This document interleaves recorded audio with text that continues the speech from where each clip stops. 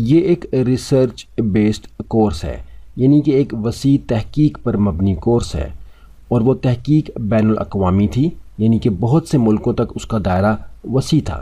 اب اس بنیاد پر جو حقائق ہم نے اکٹھے کیے اس کی بیس کے اوپر یہ کورس ڈیزائن کیا گیا ہے، جبکہ آپ کو پہلے سے جو کورسز دستیاب ہیں اس میں انہی فارمیلٹیز اور فارمیٹس کو فالو کیا جاتا ہے، یعنی کہ ان پہ عمل کیا جاتا ہے جو کہ پہلے سے آپ دیکھ چکے ہیں، جس میں کہ کمپلیکس گرامر سٹرکچرز اور ایسے رولز آپ کو بتائے جاتے ہیں جو کہ قابل عمل اور قابل استعمال نہیں ہوتے۔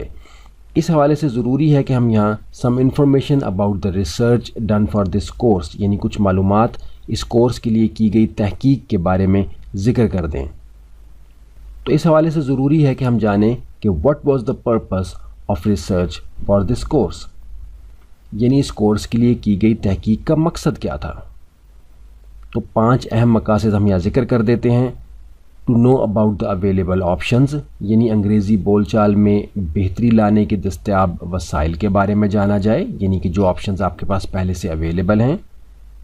Number 2، to know about the results and outcomes of available options, یعنی انگریزی بول چال میں بہتری لانے کے دستیاب وسائل کے نتائج کے بارے میں جانا جائے۔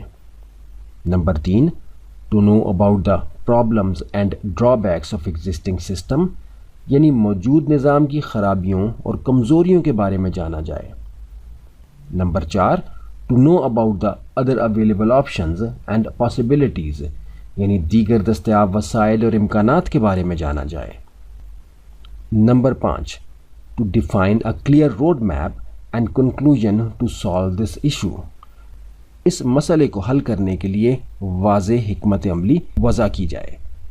تو یہ وہ 5 بنیادی مقاصد تھے جس کے لیے اس کورس کو بنانے سے پہلے ایک بین الاقوامی تحقیق کی گئی۔